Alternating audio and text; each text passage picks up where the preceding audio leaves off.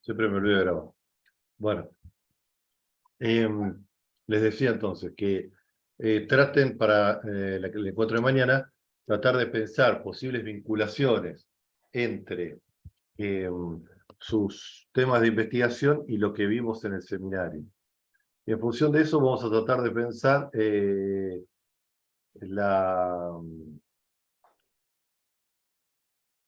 vamos a tratar de pensar justamente bueno, qué modalidad le damos a este trabajo. Que en general no tiene una fecha de vencimiento específica, pero acá tenemos que ser un poco más precisos. Porque, digamos, este seminario lo está ofreciendo la Universidad Nacional de La Plata a través de la Escuela de Verano. Entonces, digamos, yo, si estuviera dictando este seminario a través de la Facultad de Periodismo y Comunicación, tendría cierto margen de flexibilidad. ¿Está bien? Sí, para decir, che, mirá, no llegué, aguantame un mes más, está todo bien, qué sé yo, la piloteamos.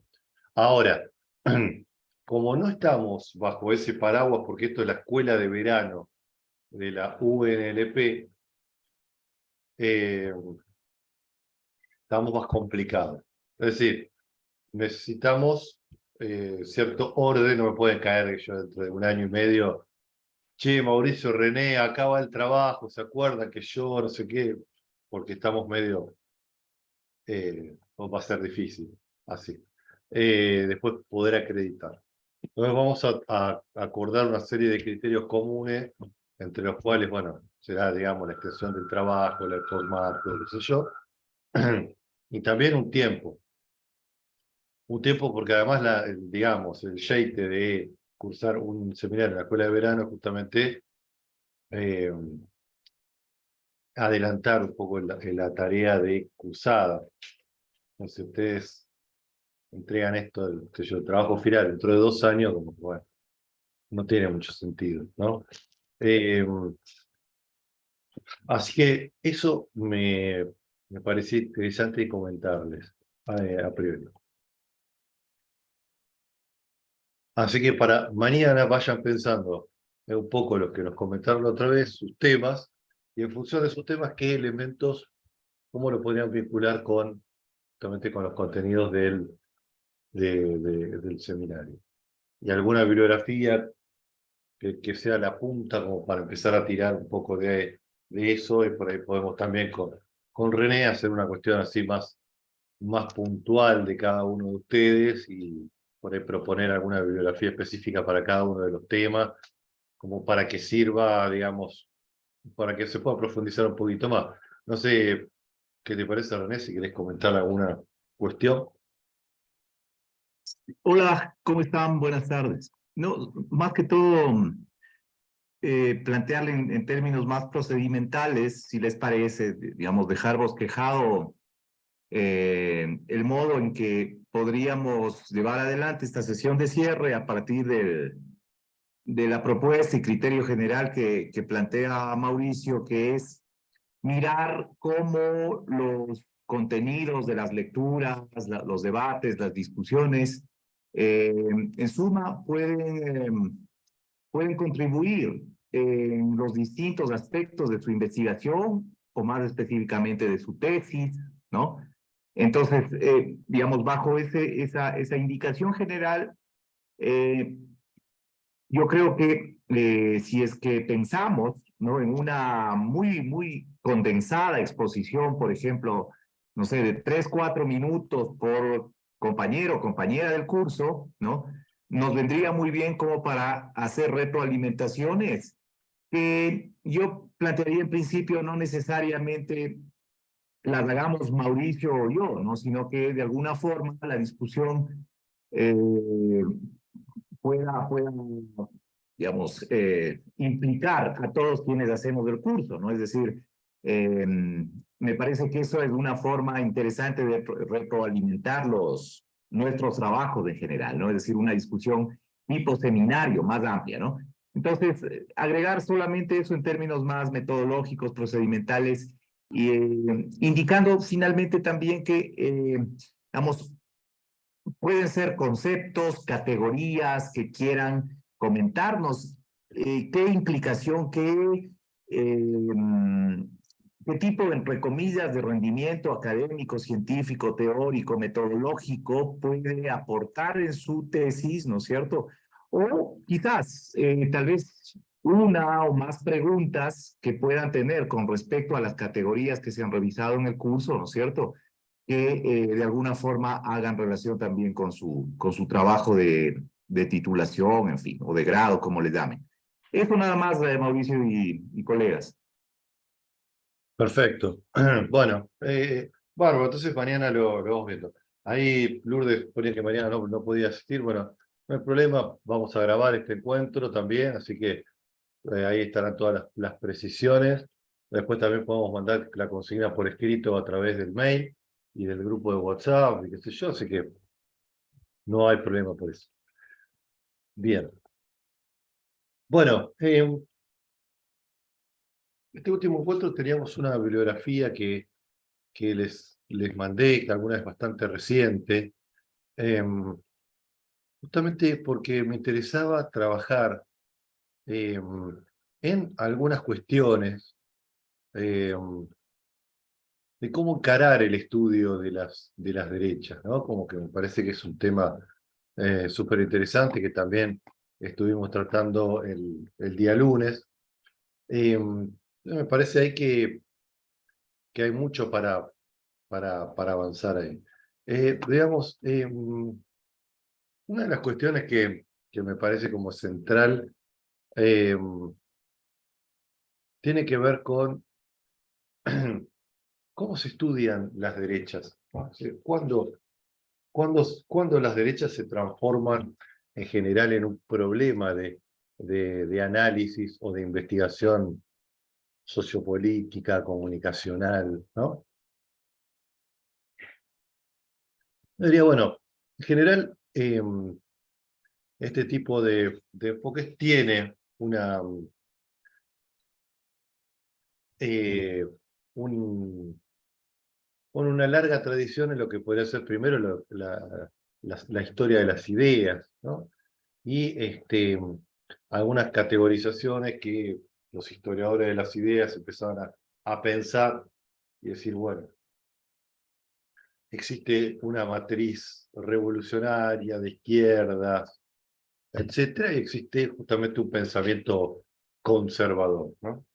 Entonces, a partir de ahí emerge un problema conceptual, sobre todo pensando los que lo pensaban desde la historia de las ideas, porque justamente eh, algo charlamos el otro día, y la pregunta es, bueno, ¿qué es la derecha entonces? Exactamente, ¿cómo podríamos definir ideológicamente a las derechas, ¿no?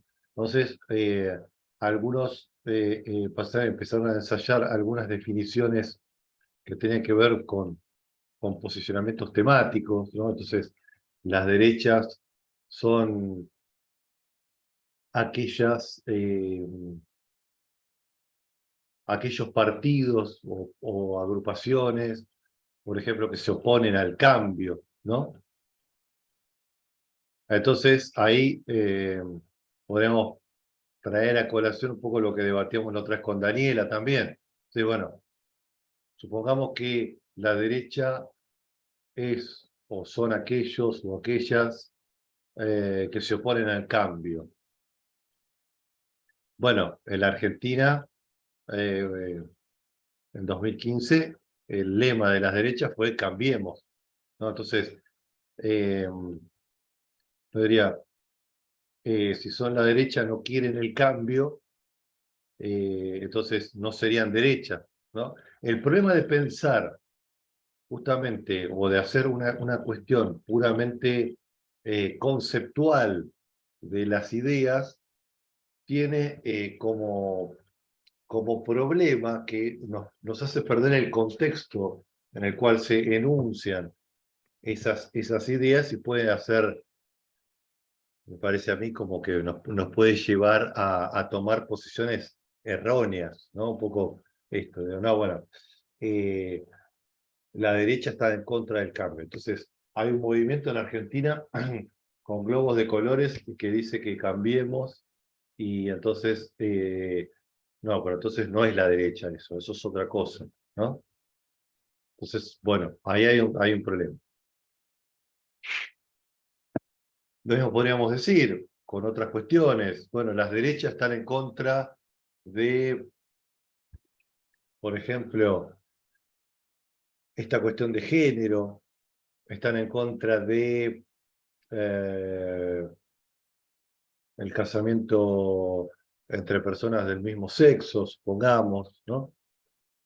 Entonces, nos podemos encontrar, podemos decir, sí, una persona de derecha en general, si le preguntás en términos más a primera vista, diría, bueno, sí, no debe estar muy de acuerdo con que se puedan casar las personas del mismo sexo o esas cosas.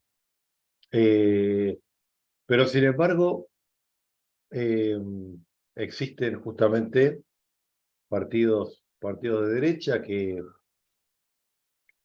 o hasta abiertamente favorables a ciertas políticas progresistas en materia, yo diría, de derechos civiles, o que en todo caso mucho no le importa. Bueno, qué sé yo, si se casan los homosexuales, bueno, pues, últimamente, mientras exista el mercado, no hay tanto problema, ¿no? Mauricio, y Sí, el tema del aborto, que había una diputada del PRO que cuando dio la discusión que estaba a favor de la ley, hoy justo lo hablamos con un montón de compañeras que realmente tuvo un discurso increíble y es, bueno, de un partido de derecha, ¿no? O sea, ¿cómo hacer la división de aguas cuando hay muchos integrantes del PRO que también estuvieron a favor de la ley del aborto? ese es un muy buen ejemplo. Y te estás haciendo referencia al discurso de los penatos, ¿no?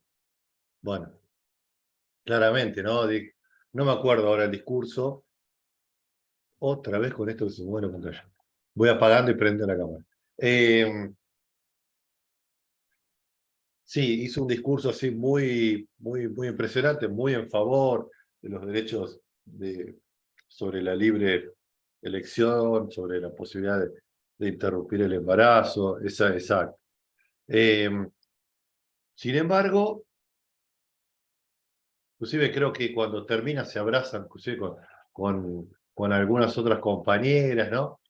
Eh, Sin embargo, después, a la hora de posicionarse frente a otros temas, claramente no tienen otra mirada. Lo mismo ocurrió, digamos, de nuestro lado, ¿no? Es decir, eh, dentro del Frente Nacional y Popular, bueno, algunos senadores dieron algunos discursos realmente patéticos, ¿no? Sobre todo esa mujer que comparó a la maternidad con la perra que cría que tiene los perritos, bueno, un disparate total, pero bueno, es un poco así, ¿no? O sea, aquí es, la derecha es como un concepto que si lo queremos definir en términos programáticos, es como que se nos escurre todo el tiempo, no nos termina de cerrar abiertamente, ¿no? Eh, Hay otro elemento que a mí me gustaría a consultar, ver, dale, eh, que es generalmente lo que se refiere a las posiciones en cuanto a la política medioambiental o el cambio climático, totalmente. que generalmente tampoco son identificables a los viejos estándares de izquierda-derecha. Perdón, esperemos un segundito. Que voy a Sí. prender la luz. Ese es un tema central. A ver, sí, Julia, que parece bárbaro eso. Sí, no, por lo menos de lo que yo he estudiado, no necesariamente ciertos movimientos nacionales o populares integran políticas de esa rama, hay mucha confusión, hay mucho contenido discursivo que es meramente retórico al respecto, y finalmente no responde a posicionamientos que uno pueda agrupar a otro tipo de lectura de la realidad, ¿no es cierto? En definitiva, hay cierto desarrollismo que no contempla escenarios de cambio climático que están que puede estar en cualquier partido político. Bueno, el tema que planteás me parece súper interesante. No está claro, además, justamente la cuestión ambiental, por ejemplo. Quien levante las banderas medioambientales son banderas de izquierda, son banderas de derecha, ¿no? Por ejemplo, el PRO en Capital, una Los, cosa que me llamó lo- mucho la atención lo- a mí los es, jóvenes por el clima, que son claro, básicamente me llamó mucho la atención es de haber ido a Capital y que alguna vez estaba paseando por ahí me repartían papeles. Qué sé yo. Esta cuestión de que constantemente están autoidentificándose como ciudad verde, ¿no? Y otras cuestiones que aluden a cierta construcción de su propio público. Por ejemplo, me llamó mucho la atención eh, unos carteles que estaban por la zona de Palermo que decía ciudad mascota friendly o algo así, o pet friendly, ¿no? Como somos una ciudad verde y amistosa de las mascotas, ¿no? Como, eso es lo que algunos autores llaman esta idea de lo ambiental como el cuidado de lo verde, ¿no? Esto es lo que algunos autores han denominado los valores pospolíticos, es decir, no existe política ahí, no hay una idea de, bueno, el medio ambiente, la crisis climática, bueno, todas esas cuestiones son productos del capitalismo o de cierto desarrollismo capitalista, hay que modificar el capitalismo. No. Eh, somos, eh, somos ambientalistas, por eso te reparto una bolsita de cada color para que vos saques la basura, qué sé yo, de plástica en una bolsa, la otra en no sé qué otra bolsa, y así no, una cosa así como somos ambientalistas ahí, digamos, ¿no? Pero no hay una concepción más profunda de qué estamos haciendo en términos capitalistas con el ambiente, ¿no? Por eso está buena esta definición. Bueno, son valores como pospolíticos porque aparte nadie podría estar muy en desacuerdo. Si yo les digo, che, eh, saquemos la basura en bolsas para que contaminar menos, y bueno, sí, qué sé yo, ¿qué me va a decir? No, obviamente, estamos de acuerdo, nos parece algo ocupado. No digo que esté mal, digamos, ¿no? Pero no se está abordando la problemática, pero sí se la toma de una determinada manera, ¿no? Y justamente desde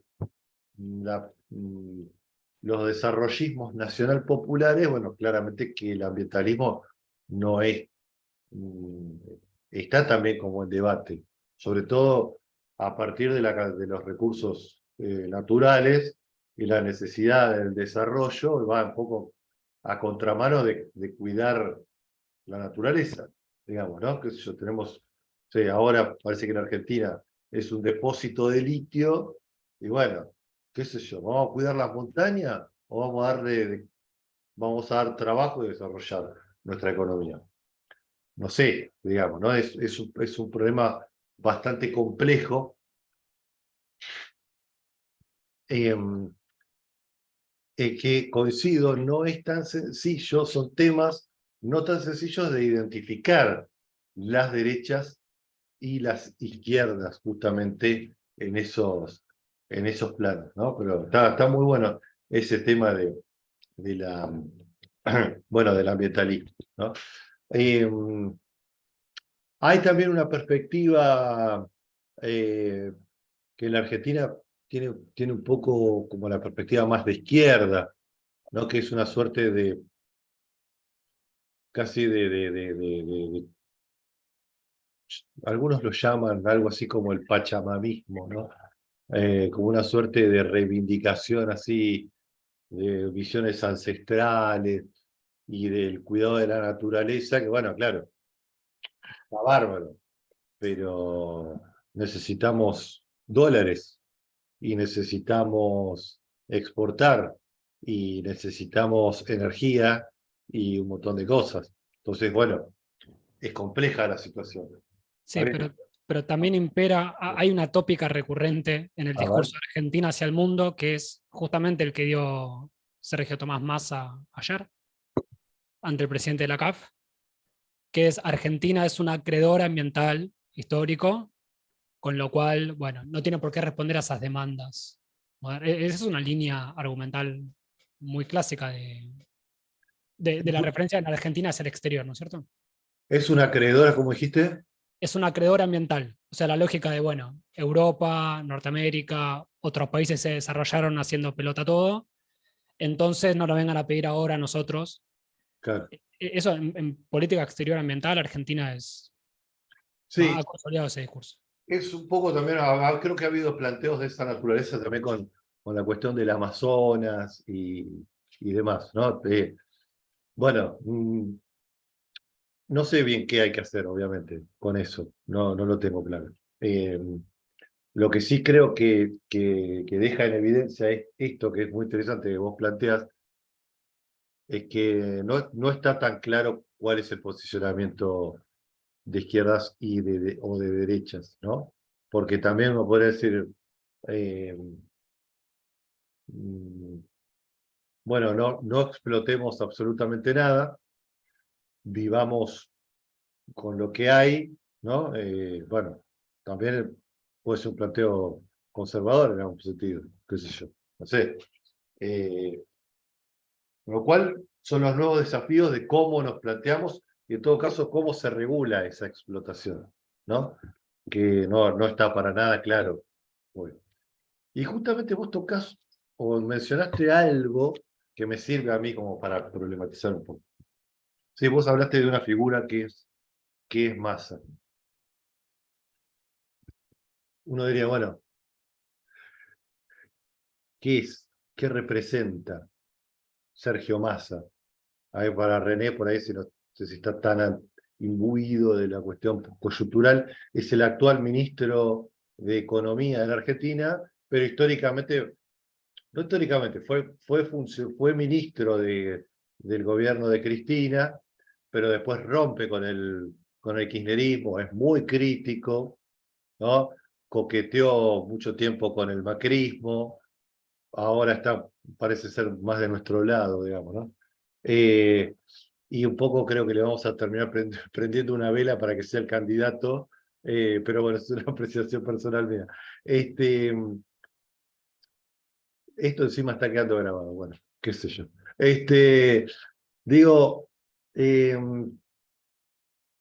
¿qué sería una persona que representa qué, digamos? ¿No? O sea, es de izquierda, es de derecha, no sé qué es eso.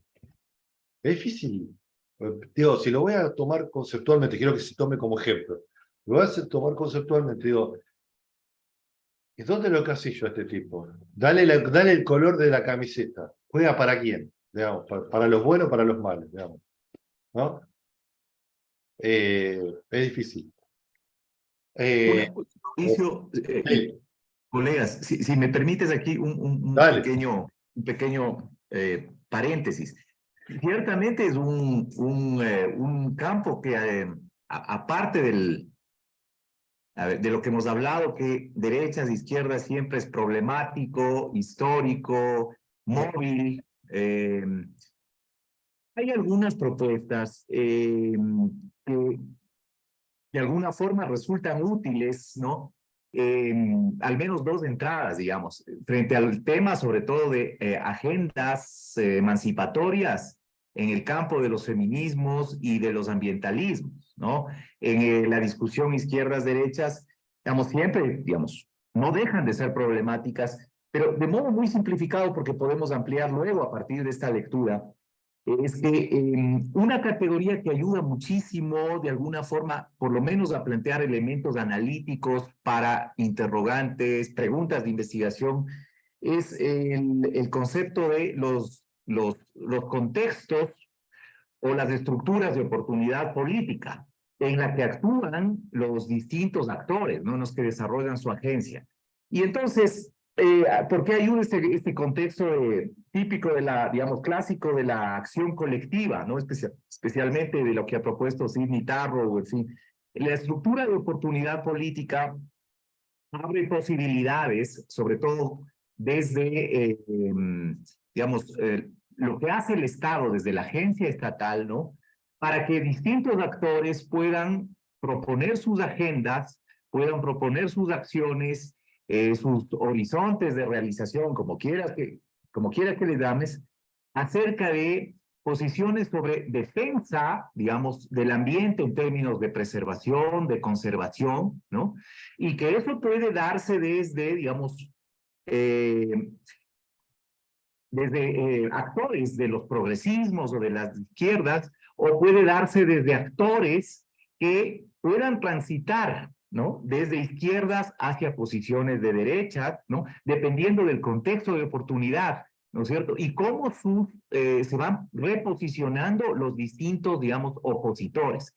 Concretamente mencionabas, Mauricio, lo del Amazonas. Por ejemplo, acá, la propuesta de Correa entre 2008 y 2012 fue dejar el petróleo bajo tierra, ¿no es cierto? Y conseguir los 6.000 millones de dólares que era el presupuesto para política pública en esos 4 años a través de la iniciativa ITT. Es un nombre en quichua, ¿no? De las reservas naturales, ¿no? El Ispingo, Tambo, Tiputini. El Tiputini, sobre todo, considerada la mayor reserva de biosfera del mundo. Entonces, esa propuesta, Correa aguantó 4 años diciendo que las principales potencias emisoras de CO2 en el mundo debían, ¿no es cierto?, pagar esos 6.000 millones al gobierno ecuatoriano para dejar el petróleo bajo tierra. ¿Eh? Entonces, se cumplió ese periodo, digamos, esa propuesta muy acorde con lo que está planteado en la Constitución del Buen Vivir, en fin, ¿no? Derechos de la naturaleza. Fíjate que en la Constitución ecuatoriana por primera vez se fija, no existe en ninguna otra constitución, derechos de la naturaleza.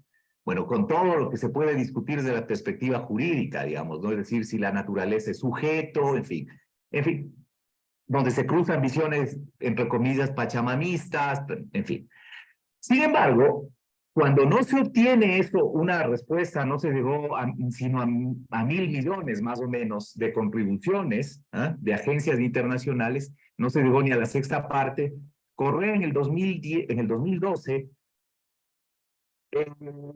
desarma la iniciativa ITT y dice, bueno, acá tenemos que como gobierno progresista y responsable y sobre todo con carácter redistributivo, atender las necesidades de los sectores populares, ¿no?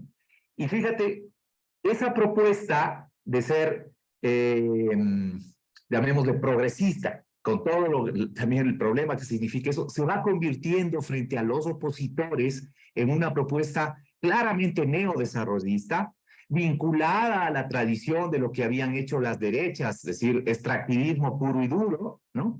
Y actores de derecha aprovechan esa grieta, ese momento, aprovechan para constituir oposición política. Entonces, por ejemplo, el movimiento Yas Unidos, ¿no? El movimiento Yas Unidos, que tiene una posición en cuanto a principios, ¿no? Principios que podríamos decir así, grosso modo, izquierda, progresistas, pasa a convertirse en oposición, en aliados, ¿no? Y en oposición al correísmo, se convierte en un aliado de sectores de derechas. Las derechas aprovechan este contexto de oportunidad para ejercer oposición. Y se transforma y van constituyendo eso que Stefanoni en algún momento llama, ojo, las derechas se van volviendo contestatarias, ¿no? La resistencia se va volviendo de derecha. la rebeldía, o el título del libro de Pablo Stefanoni, ¿no? La rebeldía se vuelve de derecha. ¿Ah? Entonces, me parece que son los objetos de disputa política, los contextos de oportunidad que de alguna forma van dándonos pistas de cómo provisionalmente se puede definir posiciones de izquierdas y derechas, pero siempre con relación a un objeto de disputa y a un contexto de oportunidad. Bueno, hay que desarrollar esta idea mucho más, no es que yo la tenga, digamos, completamente clara, Yo pero me creo que parece que aquí ayuda mucho el análisis y el estudio de los casos específicos, ¿no? Y por eso es que tienden a volverse una casuística muy interesante en los estudios de derecha, ¿no? Es decir, ciertos puntos de combate con relación a estos temas. yo Perdón. en su momento analicé, que capaz se acuerdan, me dirán si es útil o no, el caso de las pasteras en Uruguay y la Asamblea de Gualeguaychú. Y usé estas categorías de análisis de las teorías de los movimientos sociales, entre ellos las estructuras de oportunidad política, que claramente en un contexto de post-crisis social y económica en Argentina fue un terreno súper fértil para el surgimiento de distintas asambleas a lo largo y ancho del país. Y finalmente deriva que un gobierno que asume con una postura progresista apoya a este movimiento. O sea, si se relaciona, ¿no? O sea, si no entiendo mal, estabas hablando de estructura de oportunidad política. Sí, por supuesto. Por supuesto. Sí, el contexto de oportunidad política yo creo que es muy fructífero, como señalas, Julián, para indicar concretamente qué propone y qué ofrece el Estado, ¿no? Y cómo se van posicionando los distintos actores con relación a una problemática sobre la que hay que intervenir, ¿no? En este caso, fíjate, en el caso del IPP, ¿no? Era dejar el petróleo bajo tierra, a condición de que los mayores emisores de CO2 retribuyan económicamente ese estimado de ingresos que iba a haber por concepto de crudo, ¿no? ¿No es cierto? Siguiendo el modelo costarricense. Sí, tiene mucho del modelo costarricense, ¿no es cierto? Si no me Y pagan, que, yo lo destruyo todo. Sí. sí, digamos, no está planteado en términos, digamos, tan de No, no tanto. destrucción, digamos, sino, a ver, tienen que pagarme más bien para, primero, no contaminar más y poder generar, digamos, y seguir desplegando política redistributiva. Digamos, hay que recordar que parte del contexto de oportunidad política en aquellos años, en el caso ecuatoriano, desde 2008 empezó a ser un país de renta media. Y fíjate, y todo lo que trae aparejado eso es, por ejemplo, una de las cuestiones es que las agencias de cooperación para el desarrollo, entre esos muchas ambientalistas, salieron del país. ¿Ah?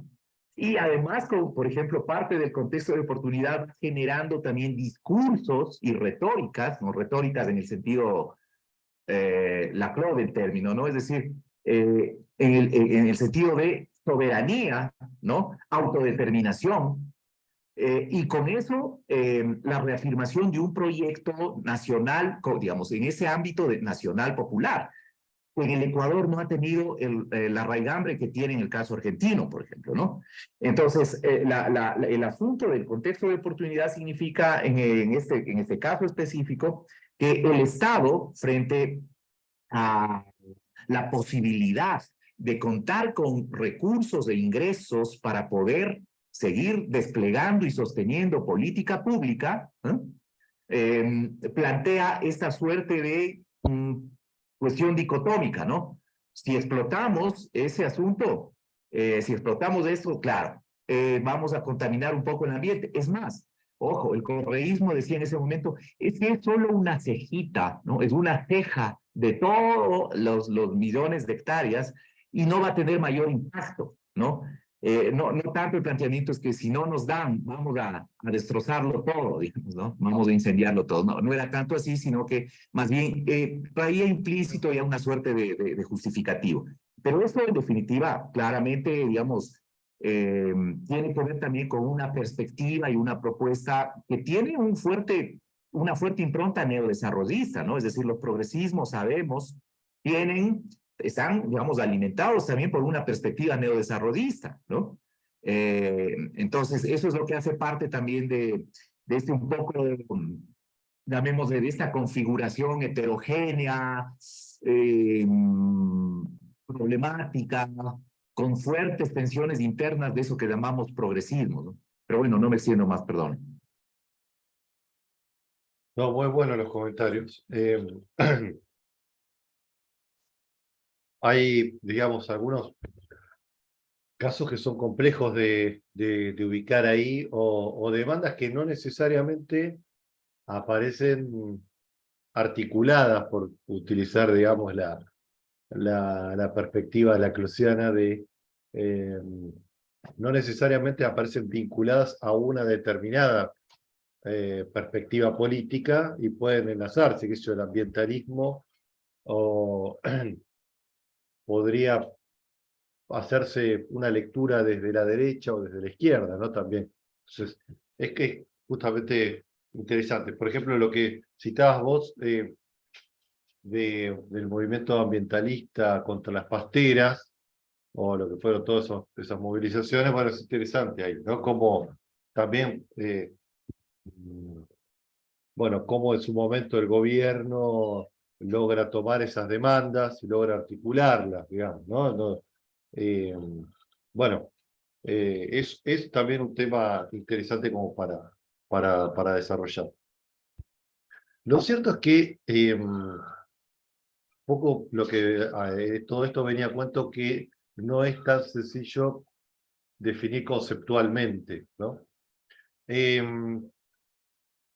Y sobre todo porque el estudio de las derechas en general ha tenido menor desarrollo. Recién creo que en los últimos años se ha venido haciendo un trabajo más sistemático sobre las derechas. Porque en general era un estudio más histórico, porque yo diría que hasta hace pocos años las derechas en general no eran electoralmente o en sistemas democráticos tan competitivas, por lo menos en términos partidocráticos, o no había opciones de derecha que pudieran competir abiertamente en sistemas electorales más o menos plurales, ¿no? De hecho, todos los proyectos de las derechas en general estuvieron vinculados a dictaduras en América Latina.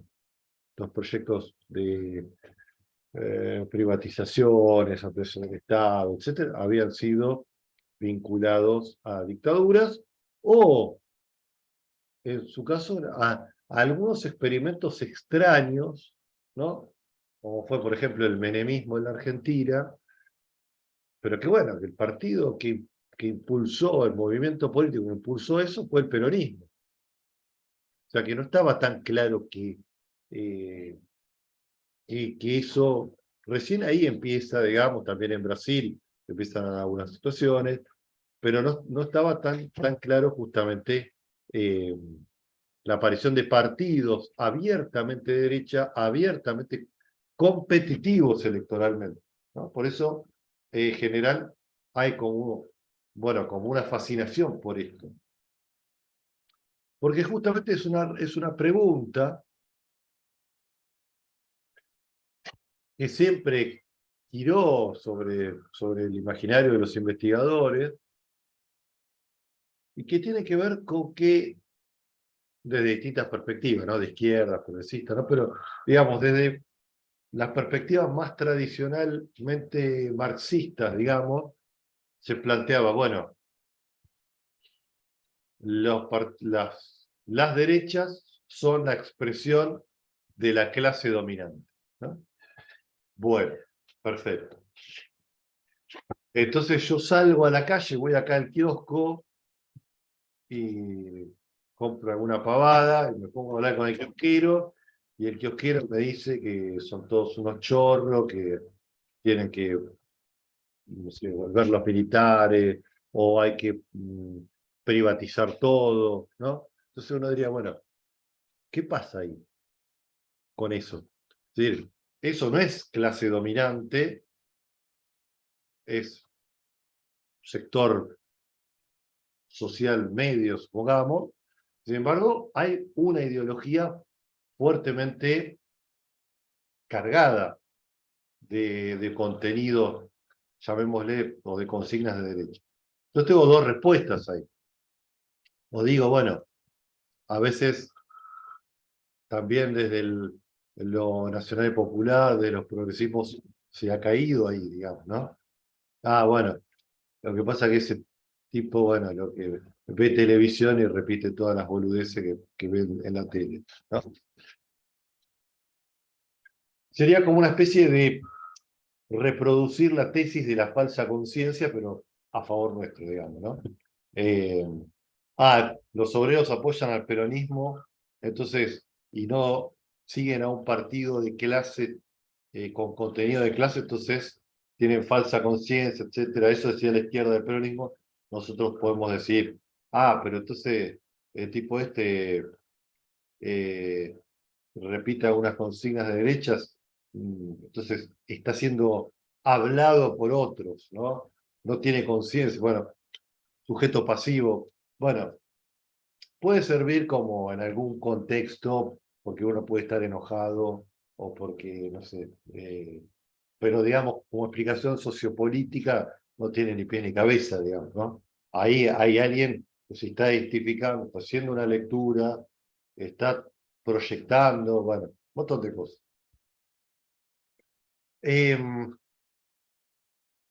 Con lo cual, y esto es por eso digo, esto es una pregunta más moderna, ¿sí? ¿Cómo hacen o cómo construyen consensos justamente en las derechas, ¿no? Y esto es una pregunta, René, que nosotros nos estamos agarrando la cabeza porque nosotros tenemos 4 años de gobierno macrista, en el cual, bueno, claramente los resultados económicos y sociales fueron muy duros, y sin embargo nos avecinamos a un 2023, en el mejor de los casos, con una perspectiva incierta, digamos, ¿no? O sea que, es decir, resulta ser que estas ideas bueno, meritocráticas, están siendo compartidas por un conjunto amplio de la sociedad. No sé si la sociedad está a favor de la educación pública, de la provisión del Estado, de la regulación. Hay un problema ahí, digamos, ¿no? O por lo menos hay que analizar eso. Y además, porque me parece que una de las cuestiones que hay que pensar también es que en general desde la izquierda hay como una mirada muy moralizante de la derecha, ¿no? Y uno tendrá que pensar, para entender el fenómeno, para entenderlo, tendría que, bueno, primero entender su construcción política y entender quizás que las derechas tienen una receta para el desarrollo económico y social, que bueno, a nosotros no nos parece, pero que quizás están promoviendo eso, ¿no? Porque muchas veces nosotros decimos, bueno, mirá, está la derecha, lo que quiere es hacer negocio. Bueno, no es eso, digamos. No es que quiera hacer negocio, quiere formatear la sociedad de una determinada manera, en los cuales entran los negocios, pero digamos, esa mirada hipereconomicista que a veces caemos, y bueno, mirá, la derecha lo único que quiere es privatizar, llevarse la guita, etc. No es tan así. O sea, no nos permitiría entender bien el fenómeno. Y además porque en la construcción de las derechas hay como múltiples discursos que la atraviesan, ¿no? Y entonces hay un libro que yo recomiendo mucho que se llama, acá está, digamos, se llama La retórica reaccionaria, de Albert Hirschman. Es un libro, tiene sus años. Y el tipo dice que los discursos reaccionarios o de derechas trabajan sobre 3 ejes. Está interesante como para pensar. Él dice, la primera tesis es, o el primer eje de los discursos puede ser lo que denomina la tesis de la perversidad.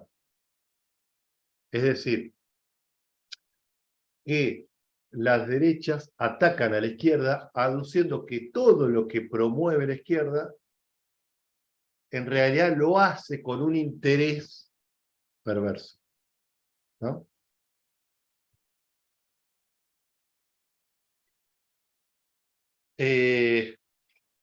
Recuerdo que,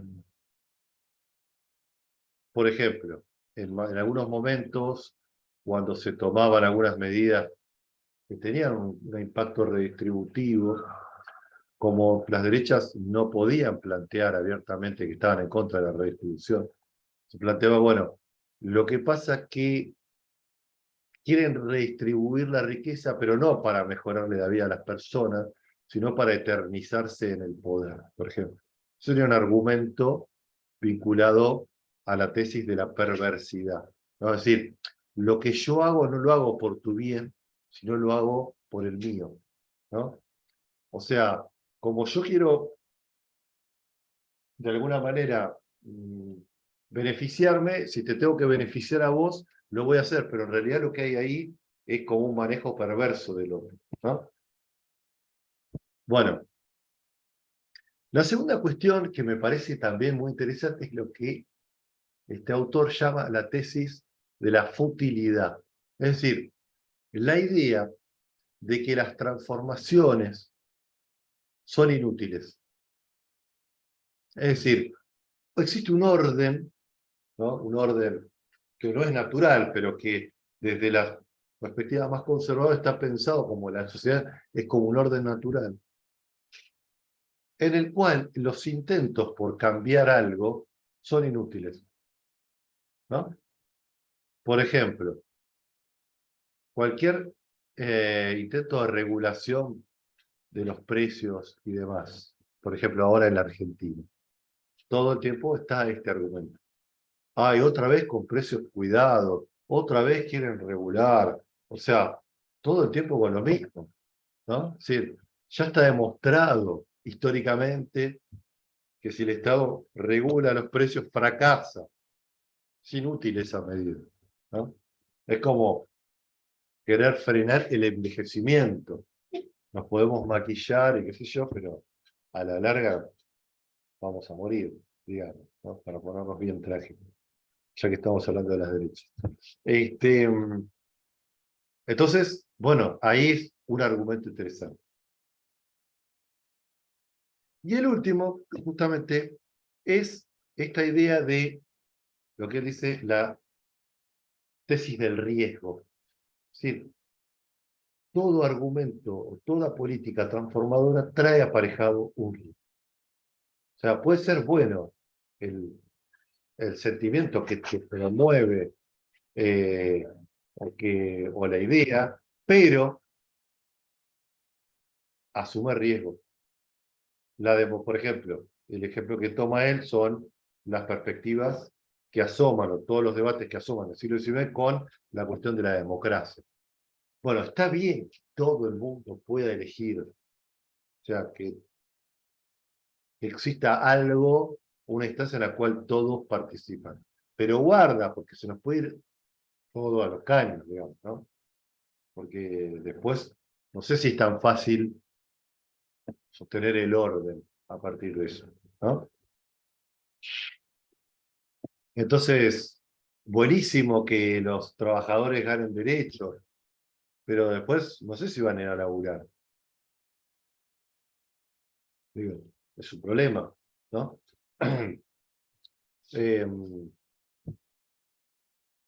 Bueno, esto, por ejemplo, me parece que también es un eje interesante como para ingresar a pensar la argumentación y cómo se construyen los discursos. A mí, por lo menos, me da un montón de herramientas. Y de hecho, les compartí, por ahí pueden comentar algo, uno de los trabajos que les compartí, que es el que escribí yo sobre el progresismo antiperonista, me parece que tiene algunas claves como para pensar toda esta argumentación.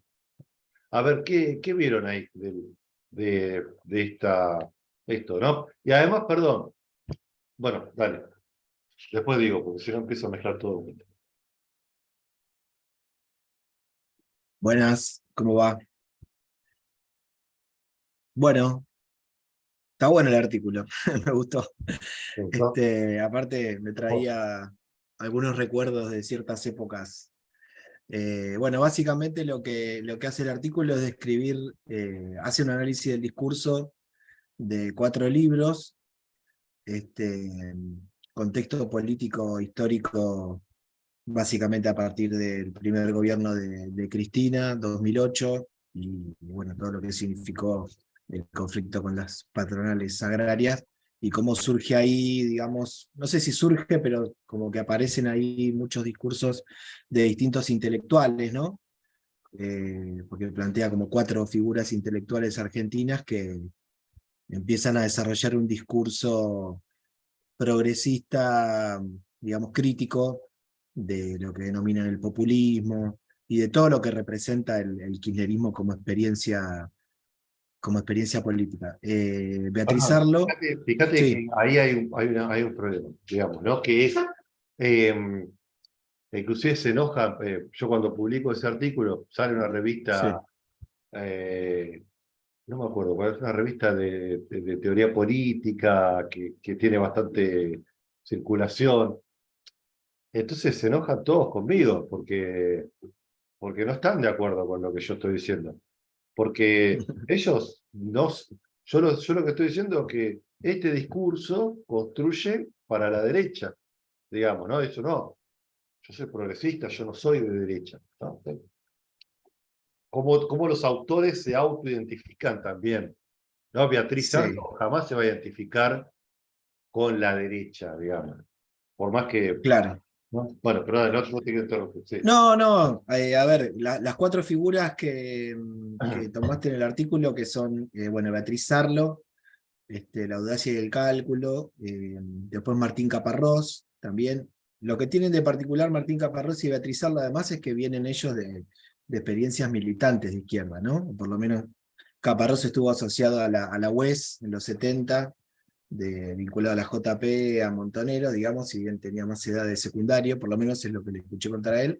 Y Beatriz Arlo militó en Vanguardia Comunista, ¿no? Que era un partido maoísta que apoyaba la lucha armada, por ejemplo, ¿no? En los fines de los 60, 70. Y en el caso de los otros 2 intelectuales, que son Kovadlov y Katz, creo que su origen viene por otro lado, ¿no? No viene de militancias de izquierda o peronismo de izquierda, sino que como que viene por otro lugar. Sin embargo, los 4 hacen una crítica que tiene elementos comunes a lo que significa el kirchnerismo. Creo que, a ver, por un lado, hay como o por lo menos algo interesante que me pareció, que es que se caracteriza como este espacio intelectual que tuvo cierta forma en su momento, ¿no? Cierta organicidad, si bien nunca fue orgánico, creo, tuvo cierta forma, hubo algunos grupos incluso, ¿no? El Grupo Esmeralda era uno, y algunos otros más, donde confluían intelectuales que bueno, tenían un discurso crítico y construían lo que se denomina el artículo como una usina de interpretación de ese momento político, ¿no? Que no solamente les servía a ellos, sino que justamente se extendía a otros sectores de la sociedad, ¿no? Entonces era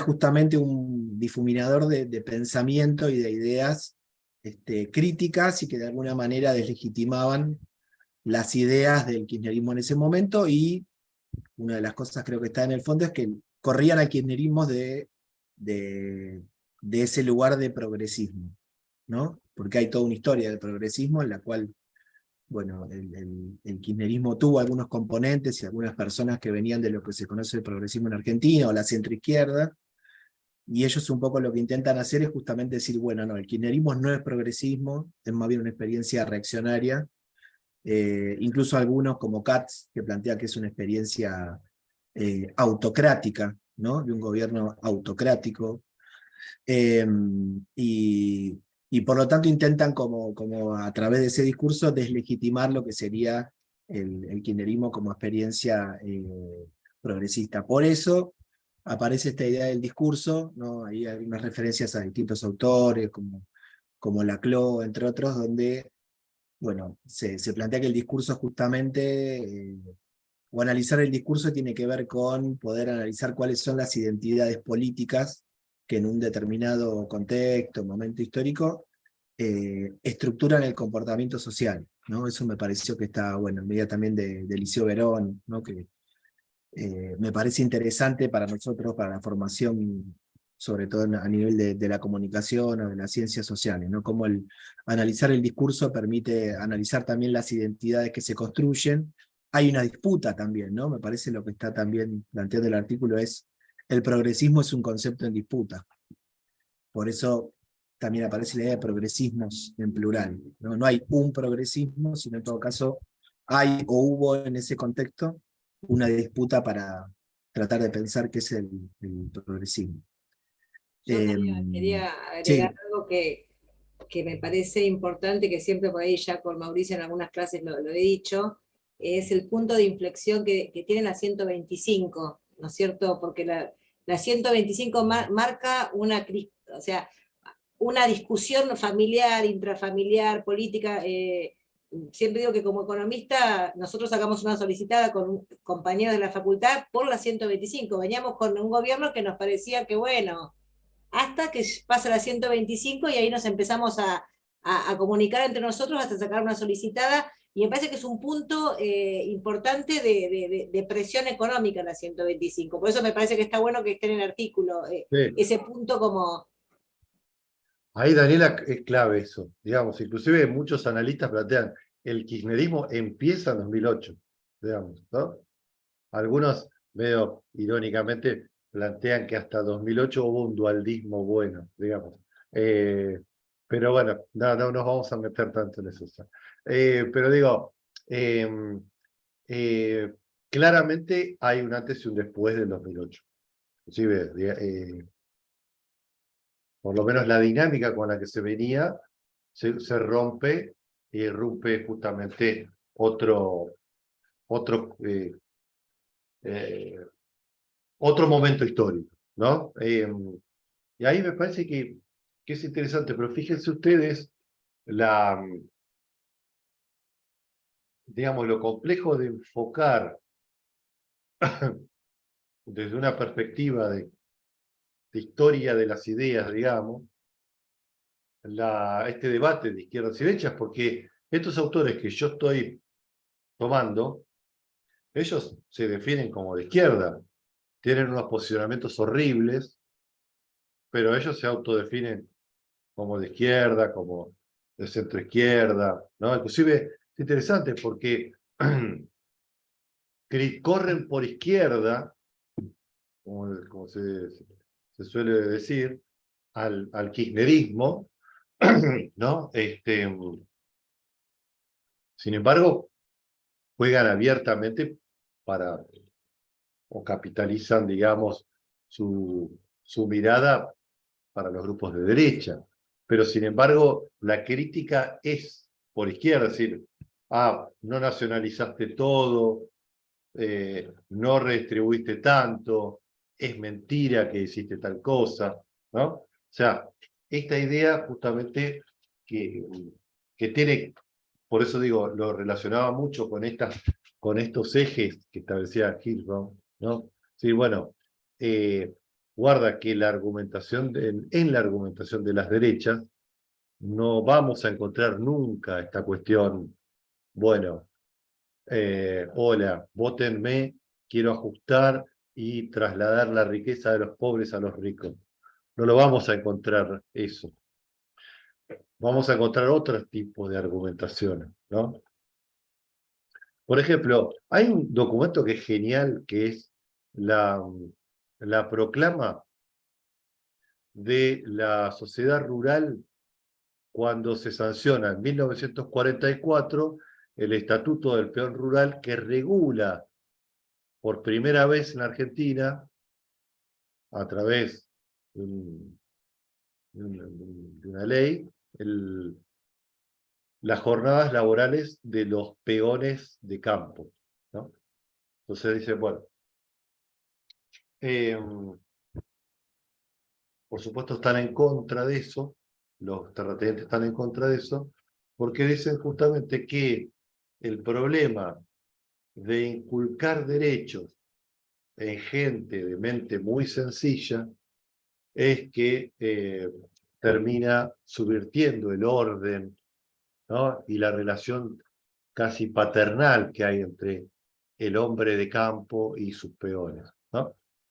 O sea que ellos con la mejor de las ondas lo dicen, ¿no? Es decir, dicen, lo que pasa es que si le damos derecho a estos gentes de limitada cultura, como textualmente llaman, bueno, después es difícil que los tipos vayan a laburar, ¿no? Si le damos buen sueldo y le damos derecho, ¿quién levanta la cosecha? Tiene que ir a laburar. ¿Quién va a ir a laburar 16 horas? ¿No? Bueno, no lo pueden plantear así, entonces aparece esta tesis de la futilidad o la tesis del riesgo, ¿no? Esta idea de, bueno, si tocamos esto, después no vamos a poder desarrollar la economía, ¿no? Bueno, por ejemplo, si planteamos la jornada, que es una de las demandas que está sonando en algún momento, si planteemos, por ejemplo, la reducción de la jornada laboral a 6 horas. ¿Qué va a decir los empresarios? Van a decir, no, queremos explotar más, no, van a decir, no, está bien, pero fíjense que si hacemos esto, nosotros no vamos a poder seguir sosteniendo las empresas, nos vamos a fundir, el país va a entrar en la miseria absoluta y moriremos todos de hambre, ¿no? Es decir, esa es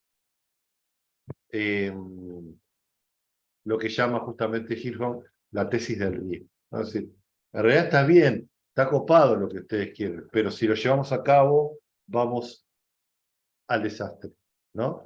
Entonces, me parece que es interesante ver esto. Y además porque las derechas, bueno, es como un conjunto, digamos, ¿qué es la derecha? Es como, no sé, habría que precisarlo. Y parte del análisis también es poder hacer buenas precisiones. Por ejemplo, este articulito trabaja los intelectuales. A mí me gusta trabajar los intelectuales, ¿no? Aquellas personas que construyen discursos que inciden en la agenda pública, ¿no? Tenemos personas que tienen capital simbólico, hablan, ¿no? Bueno, todo el mundo se sienta, pará, Beatriz Sarlo, hasta luego, chao Vasco, nos vemos mañana. Beatriz Sarlo dijo que tal cosa, tiene un peso. O, qué sé yo, Caparrós, ¿no? Caparrós dijo que el Kirchner. Entonces, son referentes de ideas, son portavoces, como que amplían, ¿no? Puede ser un recorte interesante. Y otro que me parece también como muy interesante son la cuestión que no hemos desarrollado tanto, pero que teníamos idea de plantearlo, que es la cuestión de los medios, ¿no? Como actores políticos también. Es clave para pensar el momento latinoamericano. Hay medios que están jugando abiertamente, siempre fueron actores políticos. Esto es una discusión con algunos historiadores que quieren tomar a los medios como fuente, como reflejo de la sociedad del momento, y nosotros que decimos, no, estos son actores políticos, están jugando, están posicionando, están bajando imaginarios, ¿no? Y ahí es interesante también ver cómo se están posicionando esos medios de comunicación, ¿no? Que, por ejemplo, Sí, vos Daniel, estás trabajando o querías trabajar con el Día de la Nación. ¿Hay alguien más que esté trabajando, por ejemplo, con medios? Yo estoy trabajando en eso, pero todavía me falta. Me falta. Pero yo lo que quería agregar con respecto a Sí, esto que estoy diciendo, que por ejemplo, algunos de los trabajos que hacemos con consultorías y demás, son muchos indicadores económicos, ¿no? Entonces, cuando uno, o sea, antes, te estoy diciendo en los 90, cuando alguien analizamos el resultado electoral y nos fijamos indicadores económicos de los municipios de la provincia, entonces decíamos, bueno, este iba a perder porque bajó la distribución, bueno, todo en términos económicos, y hacíamos un análisis de las elecciones, que bueno, ¿por qué se había dado el resultado? Y la mayoría de los resultados eran porque había un deterioro de los indicadores de calidad de vida, de economía, de PBI, y cuando uno analiza el gobierno kirchnerista o el año 2015, que al fin y al cabo no fue un mal año, creció el PBI, estábamos desendeudados, no se explica la derrota del 2015. Entonces la explicación, a mí eso me termina mortificando muchísimo, porque no, todos los análisis que tenemos los economistas no nos cuajan para determinar por qué la derrota, ¿no? Y bueno, parte de por qué estoy haciendo... Sí, perdón, porque ese punto me parece interesante. O sea, vos, desde una perspectiva económica, vos decís, bueno, miro la performance económica del país y digo, si este gobierno, más o menos, redistribuyó un poquito la riqueza y que yo, hay poco desempleo, hay cierta estabilidad económica, esos tipos ganan, claro. la idea, ¿no? Y entonces, y en el 2015, ¿por qué perdimos? Y bueno, No no te pido, por eso estoy todavía haciendo estamos este discutiendo. seminario, por eso estoy haciendo... No, no, creo que hay una explicación mucho más profunda. Lo que yo te quiero decir que a mí me Claro. faltan herramientas, ¿no? Para entender eso, porque bueno, veríamos con una lógica de análisis que no se condice con lo que pasó. Y bueno, ahí hay otro análisis sociológico, de comunicación, que escapa al análisis que hacíamos nosotros en economía, como economistas, como consultores, que lo mantuvimos en la década del 90 y nos falló a finales del 2015. Está bien, digamos, parece interesante eso. Digo, por qué perdimos? Por qué pudo ganar, por ejemplo, en Brasil un personaje como Bolsonaro? Bueno, tantos casos. Eh, Uno diría, bueno, qué es lo que está pasando ahí, digamos, ¿no? Eh, a ver, Diego, ¿qué decís? El discurso de los intelectuales progresistas.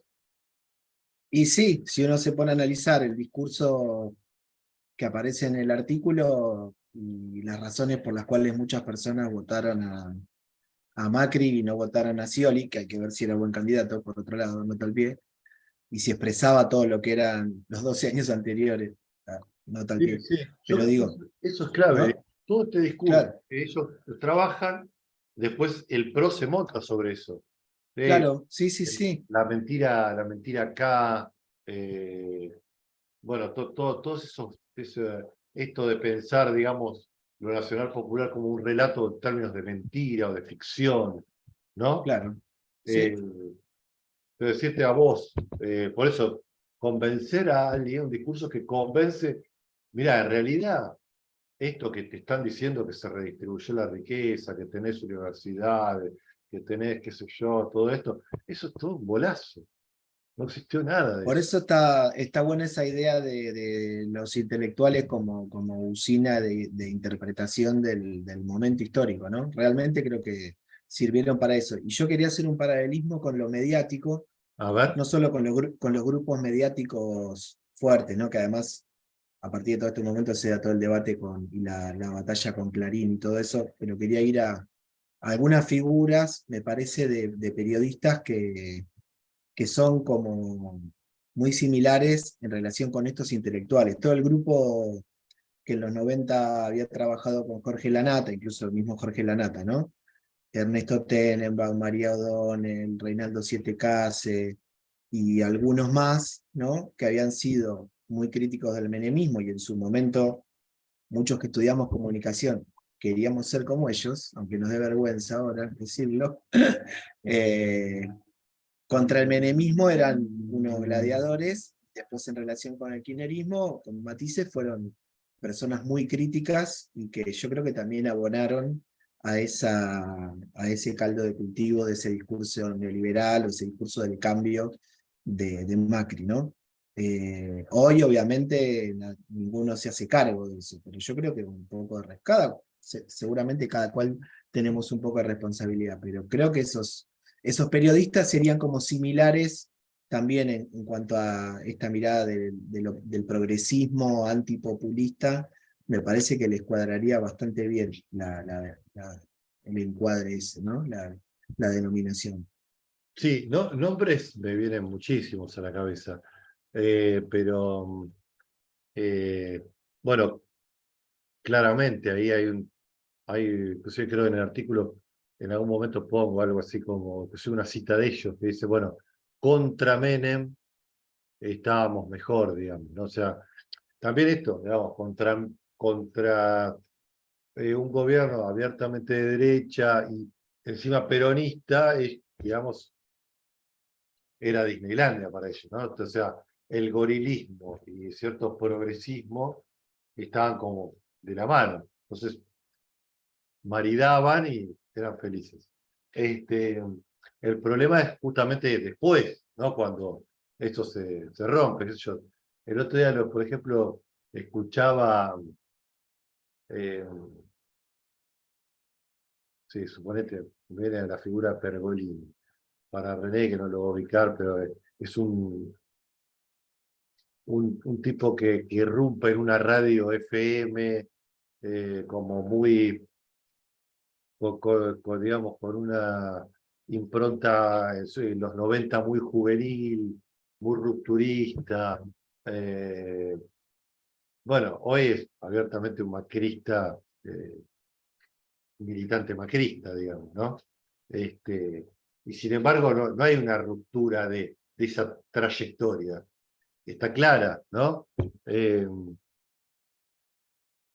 Claro, sí, la categoría, como apunta acá Ramiro, la cuestión del intelectual. Por eso digo, me parece clave también, porque ahí hay una cuestión de que se juega un prestigio, ¿no? Sí, no es la palabra de cualquiera, sino de gente que es escuchada y que es amplificada, que la llaman a opinar, eh, participa, son referentes, ¿no?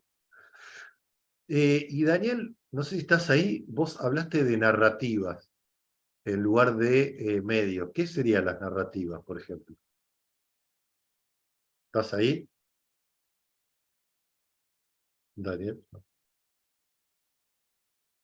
Bueno, justamente hablaba de las narrativas, que es otra, por ahí como otra forma de pensar la cuestión de las derechas, ¿no? Entonces uno diría, bueno, eh, existe otros hay, este otro término que me parece también interesante, que es gramáticas, ¿no? De los discursos.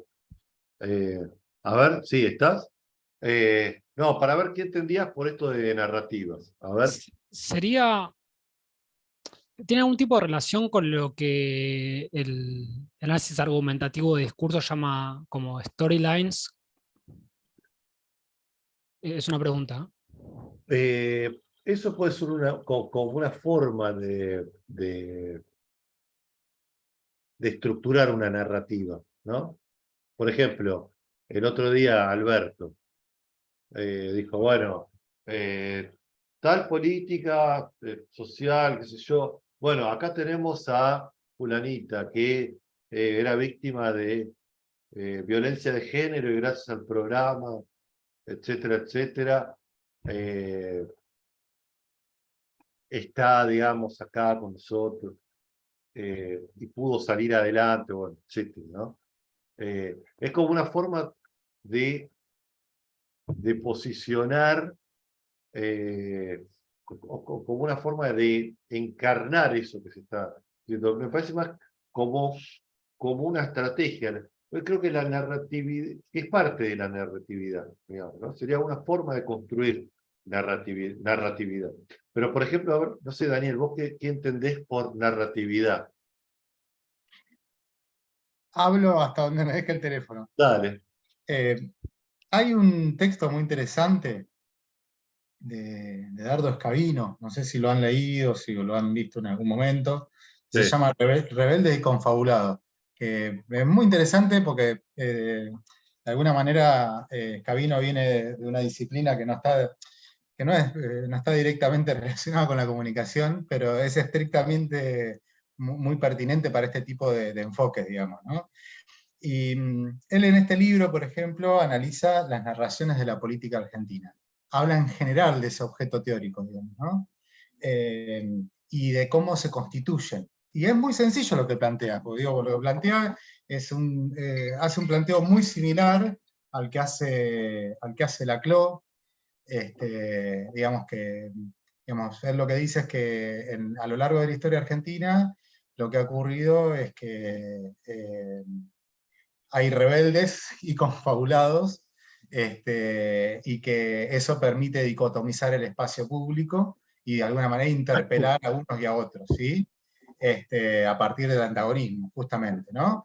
Y esa rebeldía y esa confabulación se construye a partir de ciertas lógicas que tienen que ver con la construcción de un liderazgo, de un futuro, de un pasado, y de ciertas perspectivas en torno a esas invariantes, digamos, ¿no? Y bueno, y que esas narraciones son constitutivas, digamos, de las identidades, de los problemas, y básicamente del antagonismo, digamos, ¿no? Digamos que están en el nivel, digamos, como dice Laclau, óntico, digamos, de constitución del objeto. Bueno, no sé si se entiende lo que quiero decir. Sí, perfectamente. Por eso me parece que es un nivel interesante como para trabajar, ¿no? Y ahí, retomando un poco lo que venía diciendo, otro concepto que me parece interesante es el de gramáticas. Es decir, la idea de gramática como un sistema de reglas, ¿no? Sobre las cuales las identidades o los discursos se construyen, ¿no? Por eso, insisto, este ejemplo que traje a colación de las distintas tesis, me parece que tiene mucho que ver con eso, cómo se construyen los discursos. Tiene que ver con ciertas gramáticas y esas gramáticas están construidas a través de la historia, de las tradiciones políticas. Bueno, ahí hay un campo interesante, ¿no? Entonces, digo, las derechas podemos volcarnos a los medios, podemos volcarnos a los intelectuales, podemos volcarnos a, como algunos hacen, sociología de las élites, por ejemplo, que es otro gran campo sumamente interesante. Sí, bueno, ¿quiénes son las clases dominantes? Como concepto que está ahí medio en el aire. Bueno, los dueños de las grandes empresas. Bueno, ¿qué hace esa gente? ¿Cómo se mantiene en el poder? ¿Cómo mantiene sus influencias? ¿Dónde estudian? ¿Qué leen? ¿Qué hacen?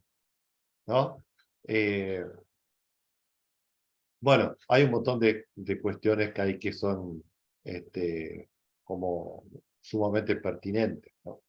Lo cierto es que todo eso no siempre se traduce de una manera clara en términos políticos, porque uno diría, en el 2011, Cristina gana con el 54% de los votos, y segundo sale un tipo que, digamos, se autopercibía como socialista, digamos, ¿no? Estoy siendo irónico con eso. Era efectivamente el Partido Socialista. Pero digo, es interesante esto, digamos. No había casi prácticamente derechas en la Argentina, en ese contexto. 4 años después, irrumpe la derecha y ¿de dónde sale, digamos, eso? O sea que de repente salió abajo de la tierra, digamos.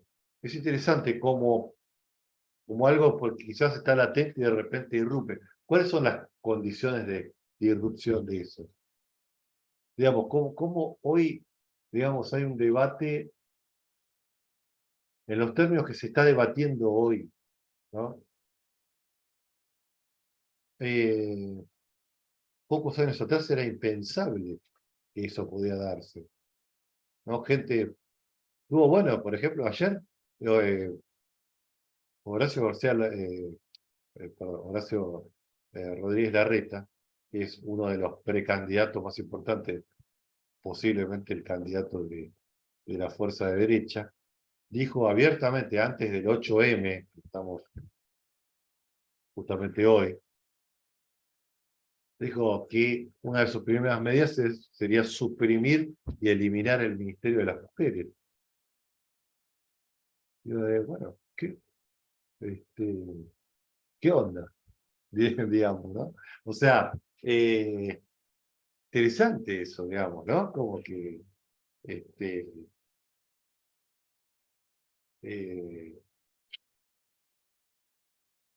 como digo, es interesante porque hay un horizonte de posibilidad de plantear esos escenarios o estas ideas que, bueno, es un problema para los investigadores. Digamos, ¿no? Es decir, bueno, voy a eliminar el Ministerio de las Mujeres. Ahora, lo digo hoy, el 8M. Buenísimo. Y yo estoy haciendo política con eso. Estoy buscando identificaciones ahí. René citó un libro también que está muy bueno, que es La rebeldía se volvió de derecha, creo que se llama así, de Stefanoni, que plantea un poco eso. Creo que ahí hay unas claves interesantes, sobre todo para pensar el crecimiento de las juventudes de derecha, ¿no? Toda esta idea que se construye, ¿no? Que bueno, al final, bueno, todo lo políticamente correcto, todos los derechos de las minorías, de las mujeres, de los pueblos originarios, ¿no? Finalmente es como una especie de construcción burocrática, ¿no? Que tiende al status quo, ¿no? Y entonces, interesante, porque ahí la derecha esta idea de la rebeldía, ¿no? Es como que, efectivamente, o sea, se apropia de una instancia importante que históricamente había sido como la perspectiva de las izquierdas, es decir, somos los que rompemos el orden, ¿no? Una especie de un punk de derecha, qué sé yo, una cosa así, digamos, ¿no? Que parece, digamos, alejado de nuestras concepciones, obviamente, qué sé yo, pero me parece que es muy atendible y es muy interesante. ¿No? Pero, ¿cuál es el clivaje que tienen esta lógica? Vos lo planteás en un escenario de la política nacional. O sea, ¿cómo juega esto en términos de engranaje con lo que es el contexto global, ¿no es cierto? A mí eso es algo que particularmente me interesa. A ver, ¿Cuál es el flujo y reflujo entre los discursos sociales imperantes? O ¿a qué teniendo a llamas considerarse el flujo mundo. y reflujo, digamos? A ver, está muy interesante eso.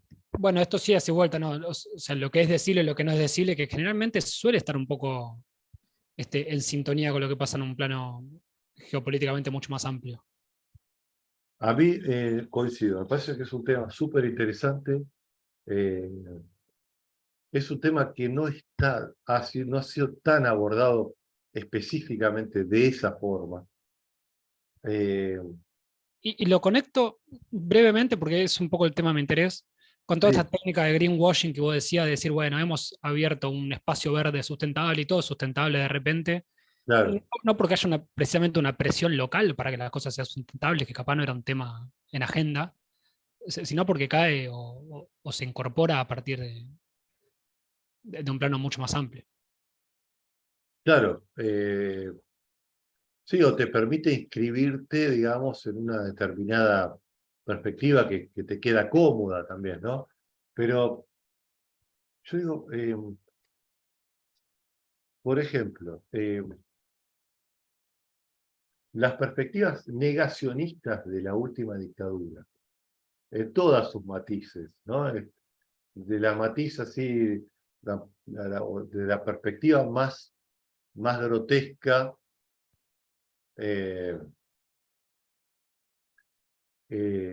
hasta, digamos, las un poquito más finitas, que discuten, no fueron 30.000 desaparecidos, fueron 8.714, ponele, ¿no?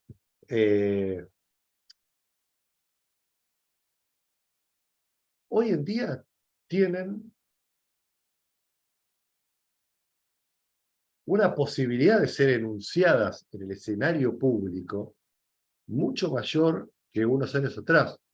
De hecho, estamos todo el tiempo viendo libros que vuelven, hacen como una especie de revisionismo de derecha, también intelectuales, ¿no? Que eso, Reato, por ejemplo. Está todo el tiempo diciendo los 70, vamos a los 70. Los montoneros y el ERP, en realidad, no eran organizaciones políticas, eran bandas de asesinos, bueno, estupideces de esa calaña, pero que son discursos, son libros que tienen un prestigio, que se reproducen en los medios de comunicación y que otra vez ponen en disputa la historia, ¿no? De la juventud maravillosa, que es el relato de, digamos, la tradición nacional y popular, a la banda de asesinos, ¿no? Bueno, ese relato hoy tiene una posibilidad de ser enunciado, ¿no? O esto, bueno, los militares que hicieron la represión, algunos cayeron ante, digamos, acciones armadas de los grupos guerrilleros. Nadie habla de esa pobre gente que, bueno, torturaba y mataba y se apropiaba de niños, pero bueno, también tenía familia, digamos, ¿no? Básicamente. Digo, hay un debate sumamente interesante y sumamente complejo en la actualidad sobre eso, digamos, ¿no? Porque ese horizonte de posibilidades de mencionar algo, bueno, está como muy corrido justamente hacia la derecha, digamos, ¿no? Digo, a ver, Daniel, sí, ¿con qué lo querés liquear? ¿O te parece interesante liquearlo? No, no, lo tiré porque que me había quedado de algo que vos venías relatando hace unos 20 minutos, 25, y lo quería expresar, digamos, por ahí le servía a alguien para linkearlo también, digamos, lo que vos referías de Hirschman, hoy más atrás, no te quiero interrumpir, quería expresarlo nada más. No, perfecto. Entonces, también estudiar las narrativas, estudiar los horizontes de inscripción de esas narrativas, ¿vale? Son cuestiones sumamente interesantes como para abordar, digamos, ¿no? Y que también nos ponen un poco en tensión esta idea, que siempre decimos que no la tenemos, pero que un poco la tenemos. Esta idea de que la historia es una especie de progresión evolutiva hacia adelante. Y todas estas cosas nos marcan que no. En realidad vamos para adelante y volvemos para atrás. Este movimiento que vos, Julián, decías medio pendular, digamos. Nos vamos para acá, después nos vamos para acá. ¿No? Y esta cuestión. Ahora, es interesante, creo que desde una perspectiva analítica hay mucho para decir sobre cómo se construye legitimidad en estos discursos. Yo doy clase en la Universidad Arturo Jaureche, que es una de las universidades nuevas creadas en Florencio Varela. Es uno de los territorios más pobres del conurbano, etc. O sea que no es una universidad pública, nueva, que todo el tiempo, bueno, que recibe un montón de gente que jamás tuvo, para que tengamos una idea, jamás tuvo un familiar que pisó una universidad. ¿Sabes? No es una universidad más tradicional como la de La Plata, qué sé yo. La gente va, estudia, el padre estudia algo, la madre.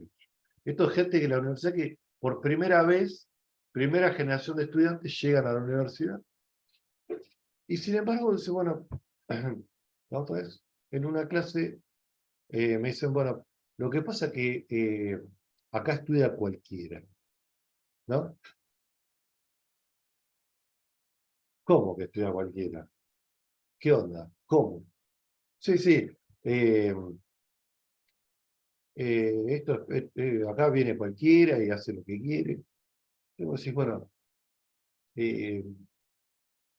fíjese cómo, digamos, inclusive en una universidad que abre sus puertas justamente para que estudie cualquiera, ¿no? Para que cualquier persona vea garantizado su derecho a la educación universitaria, que es la idea.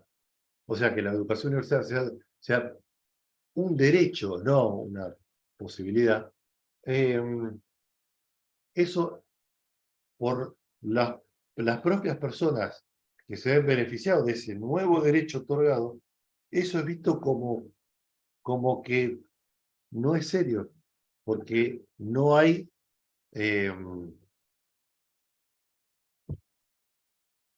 realmente es para cualquiera, para todos. ¿Qué es eso? Digamos, que acá no vienen los mejores. Hay que hacer una cuestión de una especie de elitismo, ¿no?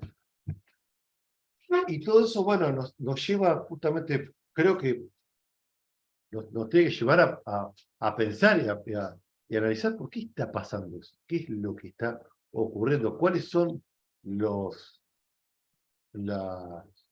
las cuestiones que están en el trasfondo que hace que esos discursos se emerjan, ¿no?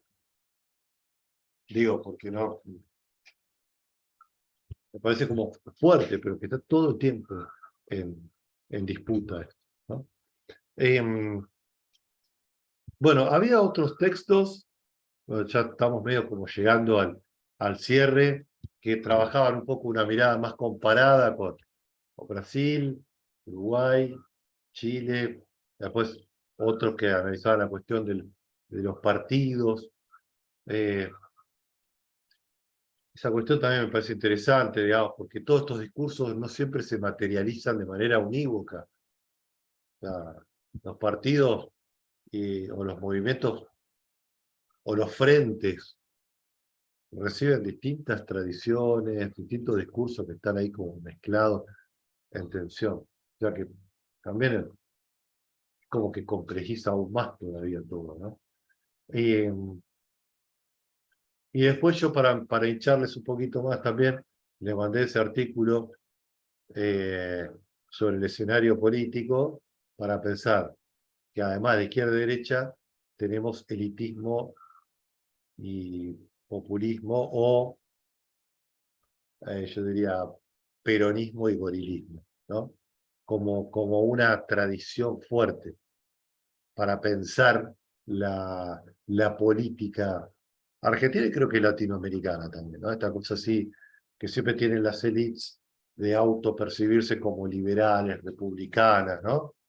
Pensar esta idea de lo republicano como aquello que circula por los canales institucionales, que no desborda, y toda la política de masas, de movilización, etcétera, como el populismo, como lo irracional, ¿no? Que bueno, viene de vieja data, ¿no?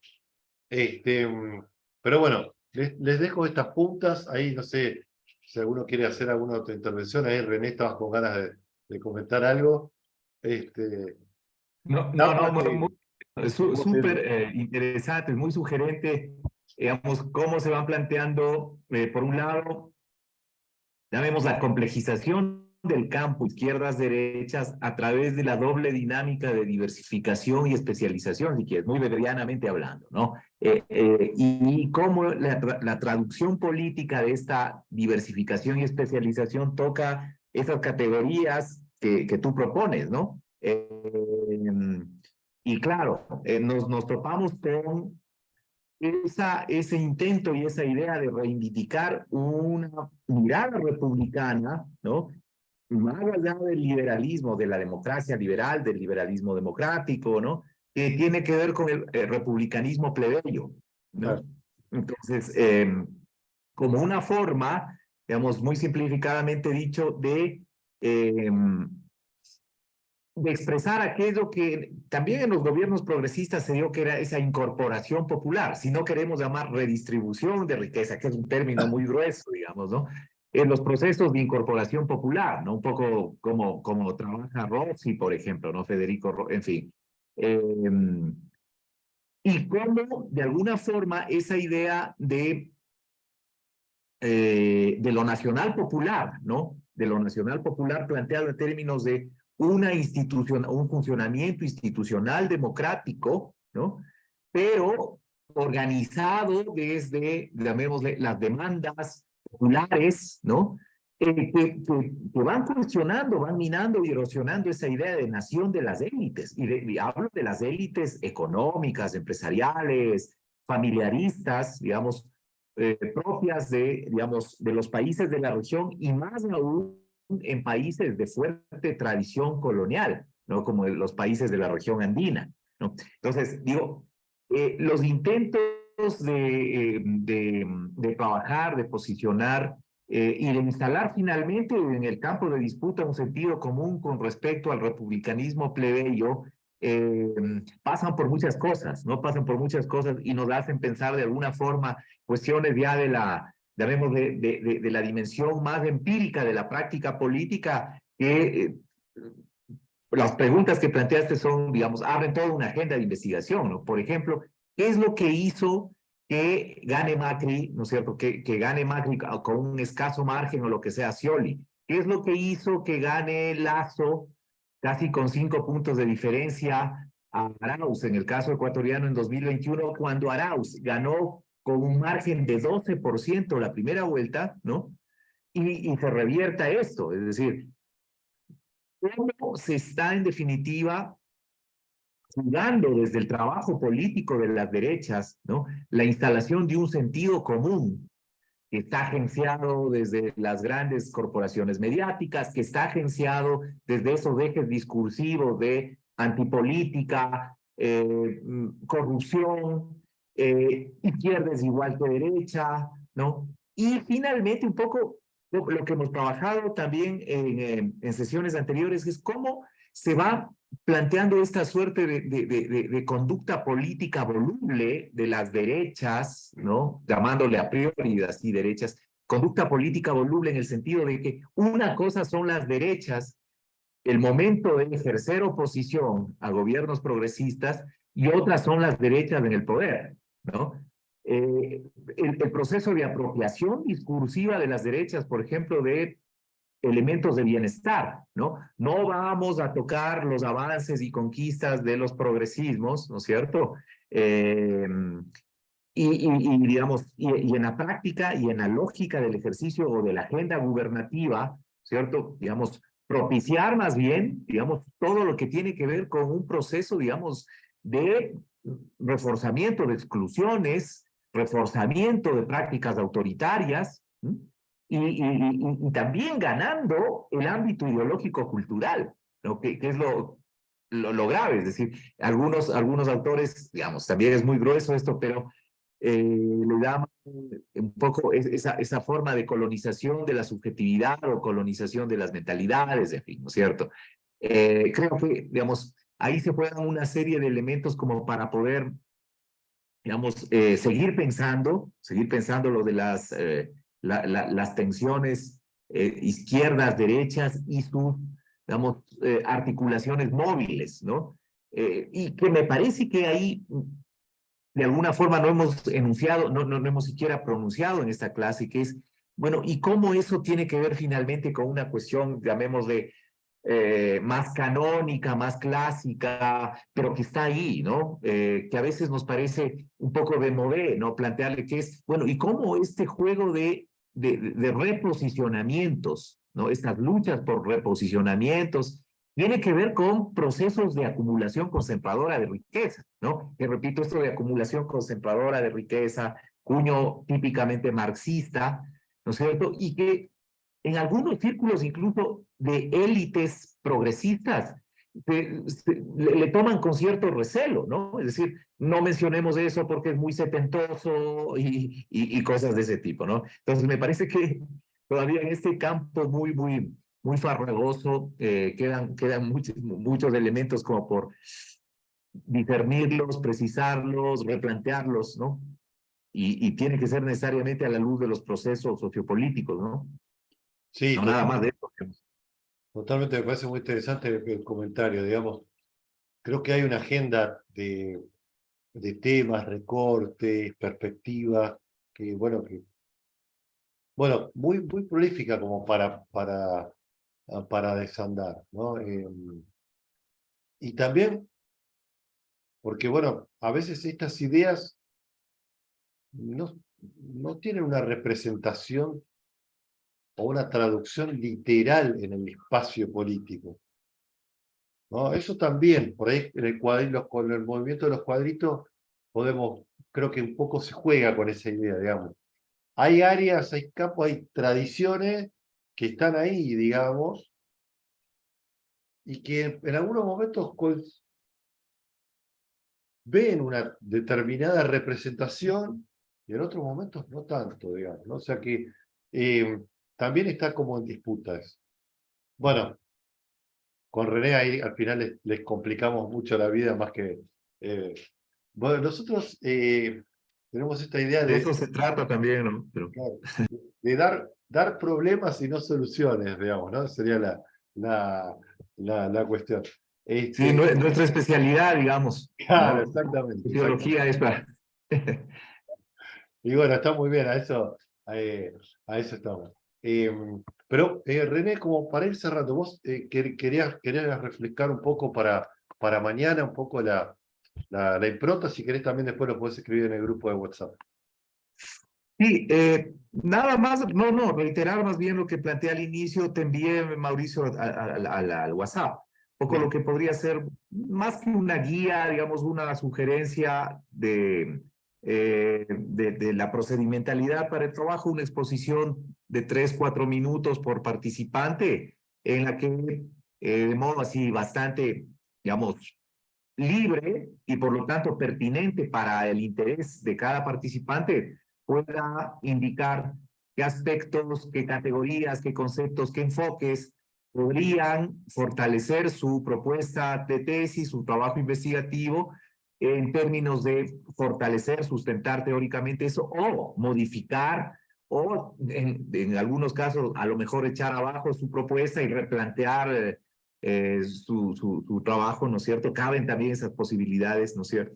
Y creo que eso, sobre todo, tiene una finalidad, una doble finalidad, a mi juicio, una finalidad, llamémosle, evaluativa de lo que hemos venido exponiendo, presentando, discutiendo, ¿no? Y por otro lado, me parece que también ejerce un efecto de retroalimentación, ¿no? Para todos, ¿no? Para todos, todas quienes hemos hecho este curso. Me parece que ese es como el sentido de hacer esta muy breve exposición, ¿no es cierto? Y digamos que puede también traducirse mediante preguntas, interrogantes, ¿no? Que podamos compartirlas, ¿no? Bueno, me parece, me parece bárbaro lo que comentás y lo charlamos mañana y ahí terminamos de definir un poco los alcances, las fechas del trabajo como para acreditar el seminario y bueno, nos vemos.